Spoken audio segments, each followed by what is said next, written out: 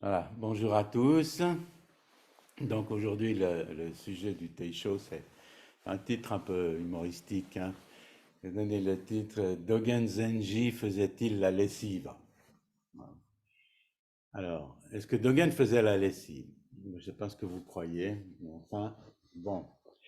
Dogen était issu d'un milieu proche de l'empereur au Japon. Il a vécu la majeure partie de sa vie dans des temples. Et dans des temples Tendai d'abord. Ensuite, il a créé des monastères zen. Dans le dernier était Eiji, c'est un des monastères principaux du Japon, dans la province de Fukui. C'est pas trop loin de Kyoto, dans la montagne. Bon, alors, s'il faisait la lessive avant, peut-être quand il résidait avec une yojo en Chine, mais ensuite, comme abbé de Eiji, nous supposons qu'il ne s'occupait plus de ces choses du quotidien. Ce que je voudrais dire par là est que sa vie a été très différente de la nôtre, ici au XXIe siècle. L'enseignement de chacun est probablement influencé par sa façon de vivre, par son époque, l'influence du monde qui l'entoure, la situation sociale qui prévaut à chaque époque. Tout ça est différent, bien que la racine soit la même, hein. L'enseignement est le Bouddha Dharma, la connaissance de son esprit et l'abandon de toute croyance dans l'existence intrinsèque et la pérennité des choses et des êtres, et la compassion. Ainsi, il s'agit de tirer l'enseignement de tous les patriarches, ce qui reste toujours d'actualité pour nous, car on vit aujourd'hui. On ne peut pas copier tout ce qu'ils ont dit, mais on doit trouver notre propre enseignement à partir du leur et aussi à partir de notre vie. Discerner un enseignement utile, bon, ça demande du travail, hein. C'est une voie de réalisation active et non passive. Alors, à quoi sommes-nous confrontés dans notre pratique? Comment devons-nous voir notre chemin vers la réalisation de l'éveil dans un monde aujourd'hui qui est hyper connecté par les réseaux sociaux, où les nouvelles du monde entier nous sont connues dans l'heure, voire la minute qui suit, et où nous nous trouvons dans l'obligation matérielle de travailler dans le monde social, et donc de faire la lessive. C'est ça, faire la lessive. Nous faisons la lessive. Dans la vie d'un temple, c'est différent. D'abord, les horaires sont bien définis. La liberté d'agir de façon personnelle est restreinte. Les journées s'écoulent selon un protocole qui peut varier, généralement pas beaucoup, mais qui pour chaque journée est bien défini et souvent même affiché. Tout le monde est au courant. Il y a les périodes de zazen, il y a la genmai, il y a les repas, les cérémonies, le samu. Et dans les temples au Japon, même aller aux toilettes, hein, se baigner, déplier son futon, et même les périodes de repos sont en fait autant de rituels qui cadrent les journées. Et donc ces rituels, ça donne des repères dans l'espace et le temps qui comblent alors, que l'on aime ou que l'on n'aime pas, hein, qui comblent naturellement tout vide qui pourrait s'installer dans notre esprit, nous laissant le temps de gamberger. À Eiji, j'étais à Eiji juste quelques jours, hein, vous n'avez pas le temps de gamberger, ça je peux vous dire. Tout est dirigé dans la direction de la voie de Bouddha et tout est utilisé pour aider à abandonner les réflexes de son moi et de s'ouvrir à une conscience plus pacifiée et en fait plus universelle puisqu'elle est plus pacifiée, c'est-à-dire qu'on a moins de labyrinthe dans l'esprit. Alors par rapport à la réalisation de l'éveil, ceci est des fois appelé la voie facile. Bon, c'est par rapport à la réalisation de l'éveil, hein. Pour la personne elle-même, c'est plutôt difficile, mais pour la voie, c'est plus facile. Ça dépend aussi de son caractère. Bon, mais nous, justement, le truc, c'est que nous ne vivons pas dans un contexte de temple, à part les périodes de séchine où nous avons d'autres choix que de suivre le protocole et abandonner notre désir de ce qu'on veut faire, de ce que nous voulons à chaque moment. La vie est très différente. C'est ça tout le principe des séchines. Abandonner. Donc, dans notre vie de tous les jours, nous devons continuellement faire des choix, prendre des décisions. Nous avons des contraintes, également d'innombrables responsabilités envers nous-mêmes et aussi envers les autres. Nous ne vivons pas dans l'absolu non plus, mais principalement dans le relatif, c'est-à-dire dans le samsara, dans le monde des phénomènes. Voilà, chacun de nous, chaque jour, se trouve en face des phénomènes qui arrivent toujours, tous les jours. Et tout ça, c'est notre réalité. C'est différent que de vivre dans un temple, parce que nous vivons en fait une alternance entre notre pratique de zazen et le monde auquel nous appartenons. Alors la question devient comment utiliser notre vie quotidienne dans la direction de l'éveil et de la connaissance de notre esprit. Bon, c'est dans notre esprit que nous créons comment nous voyons notre univers. Donc, comme on ne passe pas tout le temps dans un temple ou en zazen, nous passons la grande partie de notre temps dans notre vie de tous les jours normale, un peu comme tout le monde. Et c'est ce temps-là aussi qui est le temps le plus grand de la journée, que nous pouvons également utiliser dans la direction de l'éveil. Pas sortir du dojo et dire c'est bon, c'est fait, mais toute la journée. Et ça, c'est une responsabilité que nous sommes seuls à porter. Personne ne peut la porter à notre place. Comment changer notre esprit d'un esprit qu'on peut dire généralement égoïste, en fait, et comment en un esprit conduit par l'enseignement du Bouddha Dharma. Voilà. Comment utiliser notre vie quotidienne dans la direction de l'éveil, c'est-à-dire de devenir un véritable être éveillé.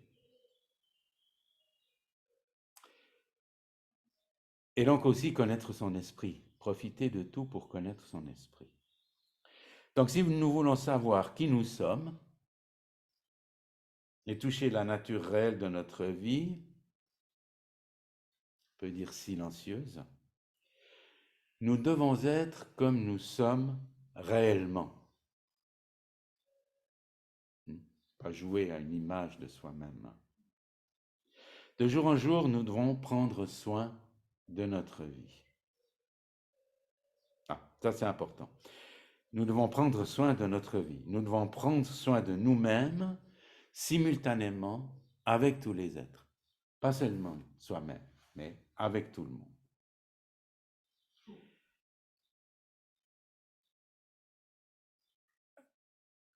Alors, il y a un grand maître japonais qui vivait à Minneapolis, qui était un disciple de Suzuki Roshi aussi, Katagiri Roshi. Il a écrit des livres, dont un que je vous conseille, Le retour au silence. Il dit, la signification de la voix de Bouddha est d'apprendre qui nous sommes réellement, soi-même. Dans les profondeurs d'une vie humaine, il existe toujours une vague douleur inconsolable ou un sentiment d'insatisfaction. Je pense que tout le monde connaît ça. Et il est très difficile de s'en libérer. C'est une sorte de lamentation silencieuse intérieure. Et c'est toujours là. C'est pourquoi le Bouddha a parlé en premier de la souffrance, disant que la caractéristique de la vie est l'insatisfaction. Il faut faire l'expérience du silence. Alors, pour toucher ce silence, la nature profonde de notre vie, nous devons être réellement ce que nous sommes. C'est ce qu'il dit. Si vous voulez connaître une vie spirituelle réelle, vous devez faire l'expérience de ce que vous êtes réellement.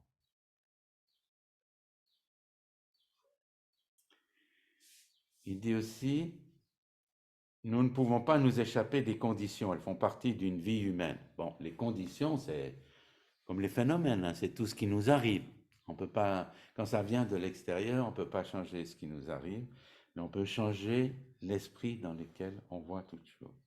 Donc la souffrance, l'insatisfaction, signifie que la vie humaine, elle est limitée par des conditions. Alors il y a les conditions économiques, les conditions scientifiques, politiques, et aussi par les circonstances personnelles, telles que l'éducation qu'on a reçue, notre état psychologique, notre vie passée, notre karma, et aussi, bon, notre routine. Tout ceci nous influence. Et toutes ces choses sont les conditions par lesquelles notre vie est limitée. Ces conditions-là limitent en fait notre vie. Mais nous pouvons créer de meilleures conditions à chaque instant. Comprenez le principe, on ne peut pas créer l'éveil en soi-même, mais on peut créer les bonnes conditions pour que l'éveil apparaisse, pour que nous devenions un être éveillé. Donc, comment faut-il faire en essayant d'approcher les choses d'un point de vue un petit peu plus pratique, hein? Nous devons donner une qualité à ce que nous faisons. Sinon, nos actions ne sont alors que des techniques, ça devient une routine sans qualité et on passe notre vie dans une routine.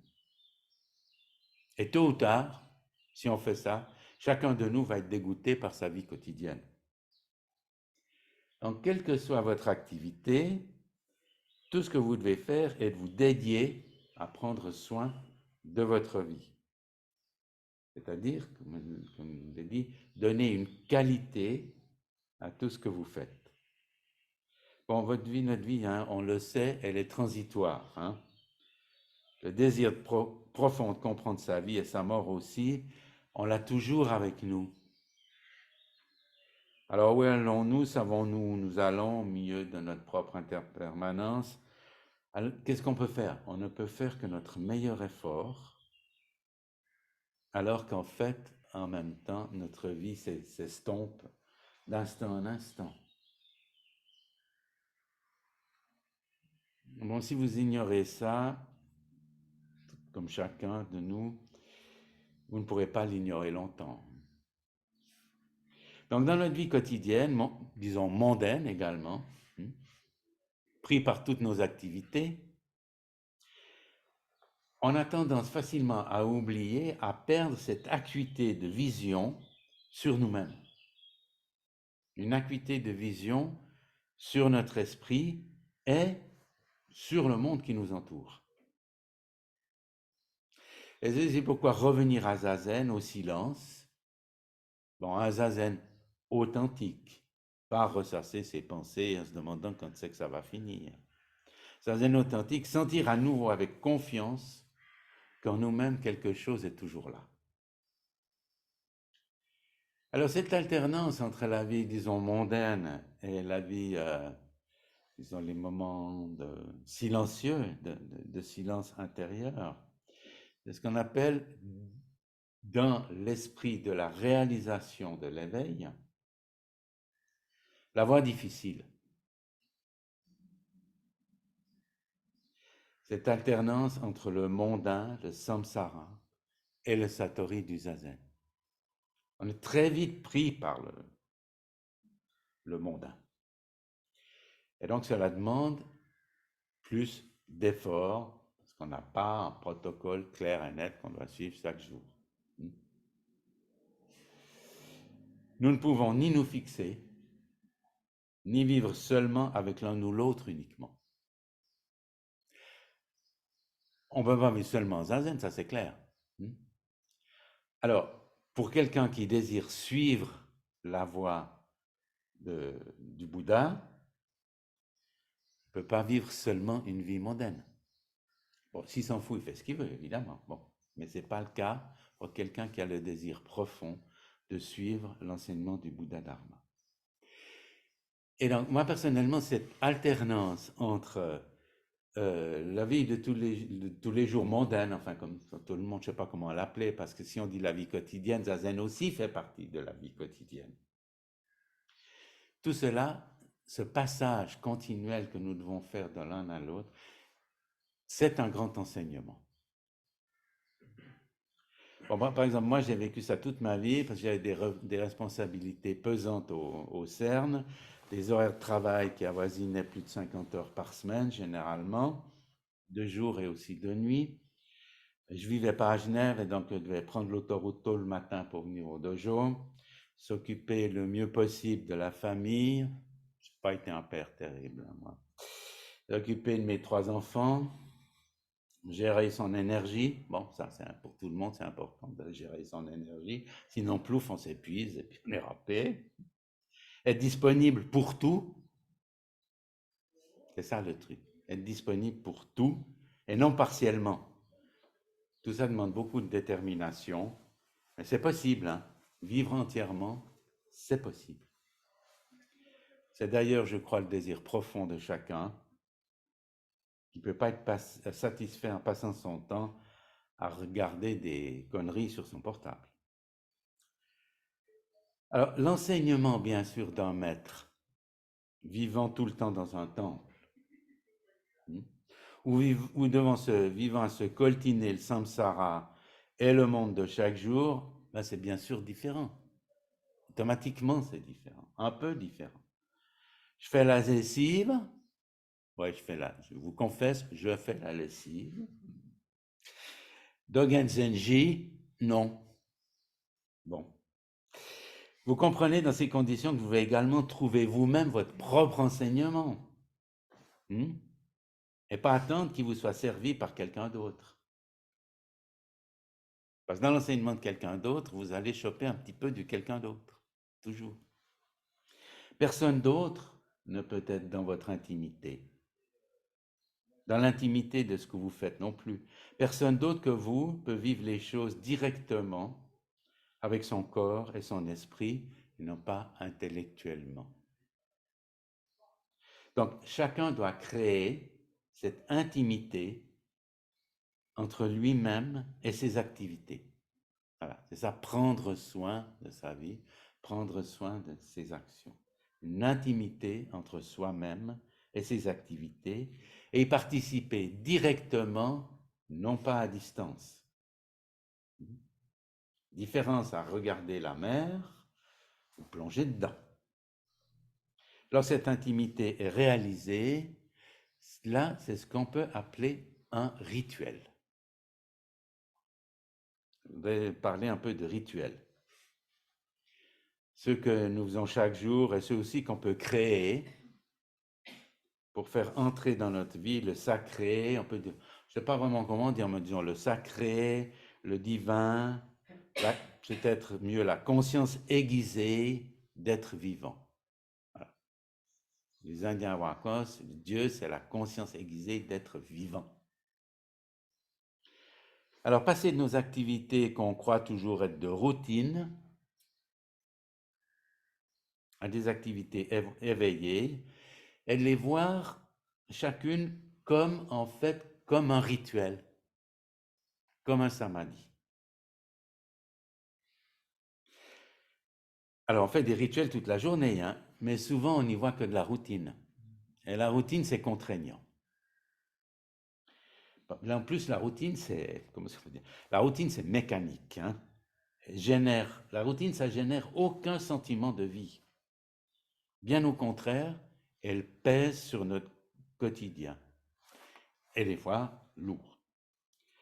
Aller au boulot, se lever, voilà. Si vous voyez une journée comme la routine, c'est aller au boulot, se lever, déjeuner, si vous déjeunez, partir, bosser, finalement, se coucher fatigué. Et le lendemain, pop, ça recommence.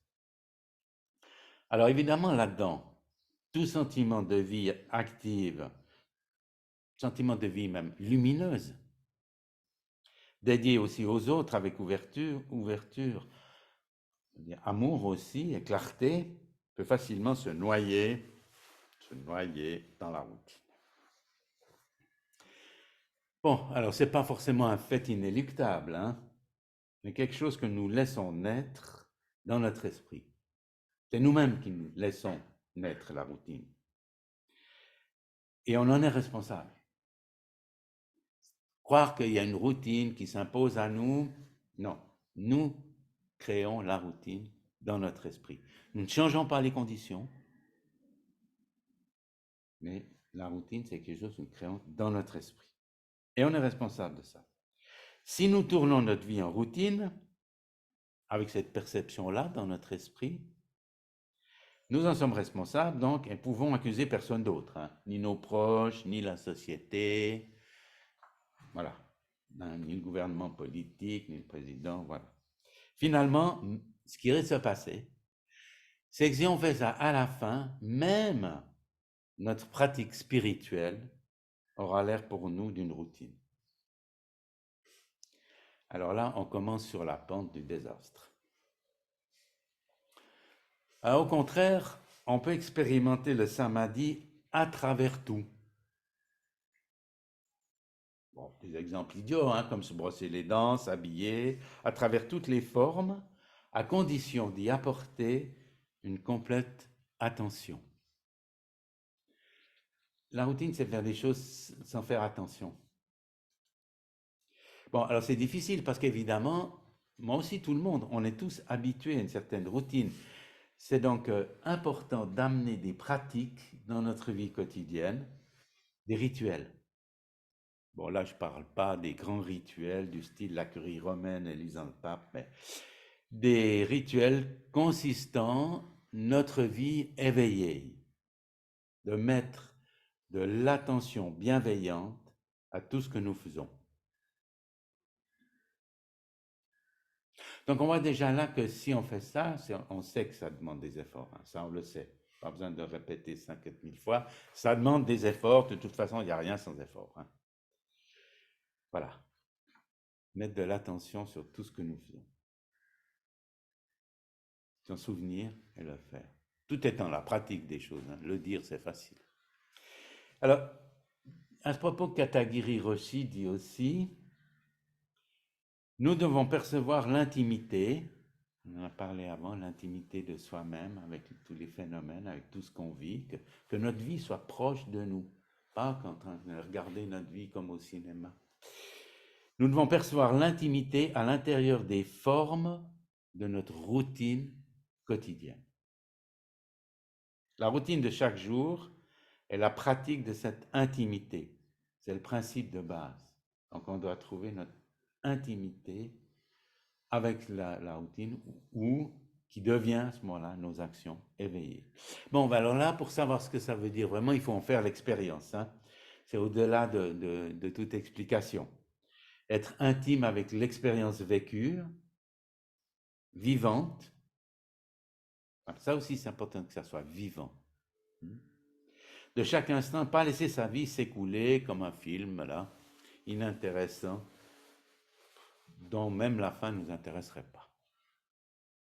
On la connaît, hein, de toute façon, à la fin de notre film.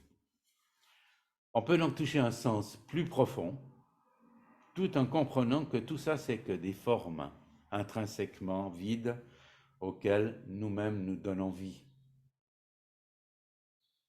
Parenthèse, c'est avec dans le zen, tout est vide. Hein.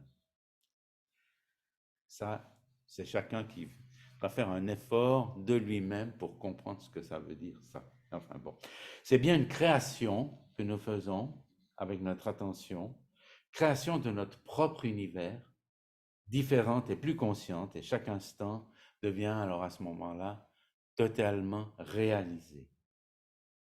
Ce qui veut dire qu'on ne passe plus notre vie en vain.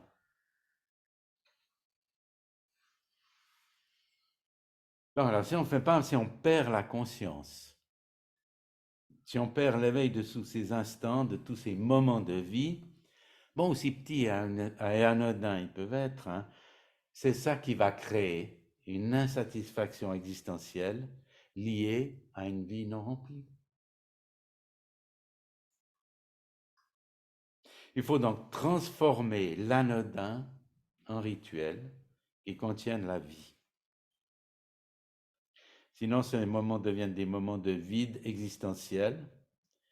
Et ça, c'est bien aussi un des malheurs et des malaises de notre société, le sentiment d'une vie insatisfaisante, alors même qu'en Occident, et spécialement en Suisse, à Genève, les gens ont tout, à peu près, sentiment d'une vie insatisfaisante. Et en fait, c'est dukkha. En tout ici à Genève comparé à d'autres pays, je veux dire.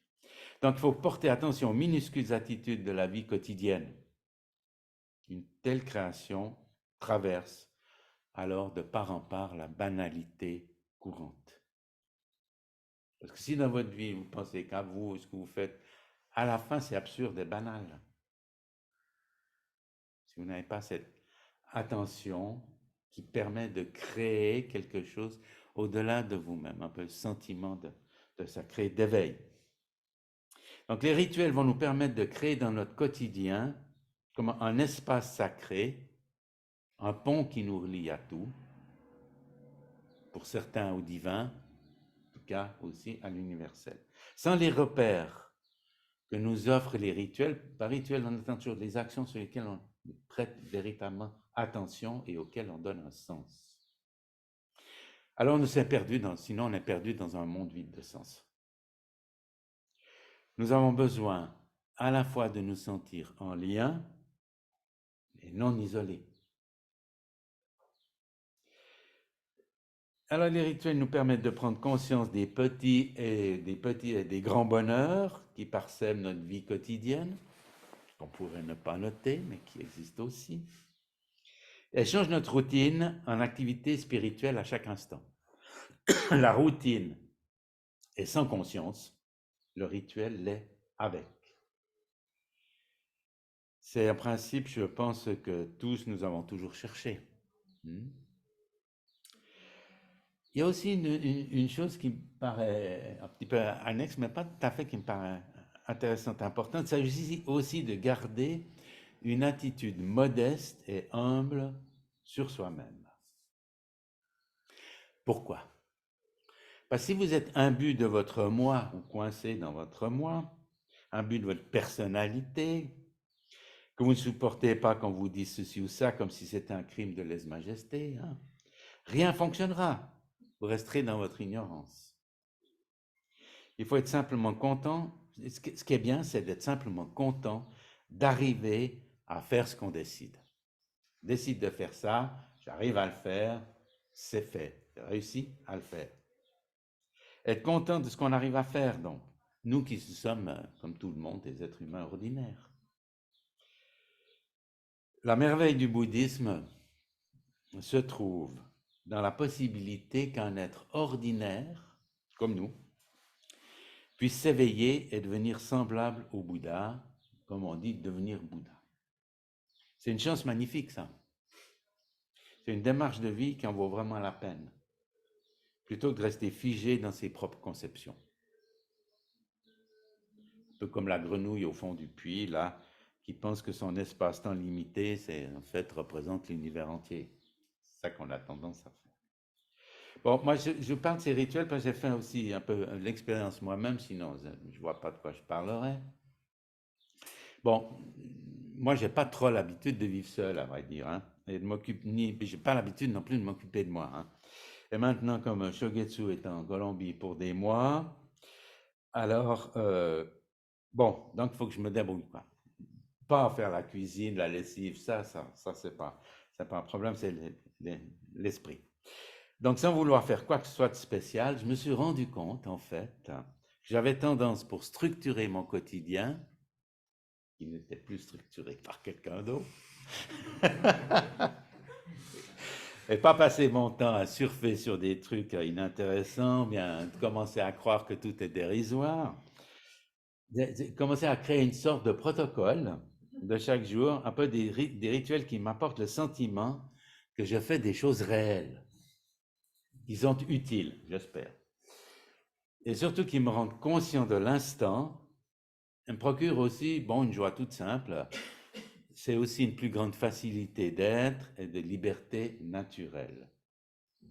Donc, je me suis à comprendre que les rituels nous apportent beaucoup, peuvent nous apporter beaucoup, dans la façon dont nous appréhendons les choses, le temps et l'espace que nous percevons.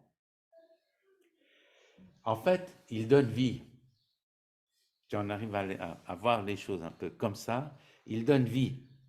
Alors, ce qui est bien, c'est que nous aimons la vie. J'espère que chacun aime la vie, ce qui passe par la condition de se sentir réellement vivant. C'est pas si anodin de dire se sentir réellement vivant. Par exemple, faire la lessive. Bon, aujourd'hui c'est vendredi, alors j'ai écrit ça vendredi. Donc aujourd'hui c'était vendredi, c'est le jour où je dispose de la chambre à lessive. Donc, je peux le voir comme je suis pour le partage des tâches et comme je suis à la retraite, j'ai le temps de le faire, ça ne me pose aucun problème, je vous le conseille. Je peux voir ça comme une activité anodine, un truc de routine ennuyeuse. Bon, mais si je la vois comme l'activité entière et totale que je fais maintenant, non seulement pour que les choses soient propres, bien rangées, repassées, vous dites ça à un adolescent, il rigole, hein, bon, mais pour que les choses soient propres, bien rangées, repassées, et que tout ça soit bien pris en soin, par la même occasion, je crée ces instants où je prends soin de ma vie. Vous pigez? Simple. Bon. Il y a bien d'autres rituels aussi. Par exemple, ranger. Moi, j'ai tendance à ranger mon espace de travail avant de me lancer dans la préparation des enseignements. Faire une promenade avec mon cigare qui me rappelle Cuba. Mes amis de bien, la vie difficile là-bas. Je vis tout ça comme une tranche de vie active. Boire une bière dans un verre à pied propre, au lieu de me lancer sur le goulot et mettre la table pour manger, bien que je sois seul. À me coucher tôt avec le bilan de la journée et voir ce que je ferai le lendemain d'utile et aussi avec plaisir. Sinon, ça ne marche pas. Il faut avouer honnêtement que si c'est sans plaisir, ça marche pendant un certain temps, mais à la longue, ça ne marche pas. Hein? C'est pour ça que vous pouvez réfléchir sur qu'est-ce que ça veut dire faire des efforts, ou bien réfléchir à ce que ça veut dire. Un bodhisattva, à la fin, il ne fait plus d'efforts. Il fait des tas de choses, mais les efforts ne lui coûtent plus rien. Alors, où est-ce que je suis? Bon, les rituels donc se trouvent dans toutes les activités minuscules de notre vie. Non négliger, il ne faut pas les négliger. Il n'y a pas besoin des fanfares, des sifflets, des tambours et tout ça. Hein. Les activités simples d'une vie humaine. Bon, avec ça, je pense que vous trouverez, nous pouvons trouver, on fait des efforts pour trouver, voilà, plus de paix, de satisfaction, aussi de légèreté de vie. Hein. La vie, c'est pas léger. Dans le monde, dans les pays, si vous regardez l'Est, si vous regardez l'Afrique, si vous regardez l'Amérique latine, bon, déjà, vous avez à peu près plus des 3/4 du monde, là, c'est pas léger. Et trouver aussi plus de bonheur. Et la pratique de Zazen, à ce moment-là, fera entièrement partie de ce bonheur. S'asseoir en silence, dans un monde bruyant, s'asseoir en silence. Pas bouger, alors qu'on court tout le temps. Tranquille, alors qu'il y a toujours quelqu'un pour nous emmerder. Tranquille, se rendre compte de chacune de nos respirations. De l'air, de la vie qui entre, qui pénètre tout notre corps, là, et puis accepter d'abandonner en expirant. À chaque fois. Après, on peut repartir avec joie dans le tumulte du monde de chaque jour, avec énergie, faculté de don sans que ça nous coûte quelque chose, et de lumière intérieure. Voilà, c'est ce que je peux vous dire. Alors là, évidemment, je ne vous demande pas de me croire. Hein. Je pense qu'il est bien profitable pour vous d'essayer. Utilisez tous les moyens habiles à votre disposition, tout ce que vous pouvez, les phénomènes qui vous arrivent, tout ce que vous faites dans votre vie, tout enseignement qui pourrait vous aider, pour vivre avec bonheur et le répandre autour de vous. pratique de zazen, il faut l'englober aussi dans la vie avec bonheur. Voilà, je vous remercie. Ah, faut que j'arrête ce machin.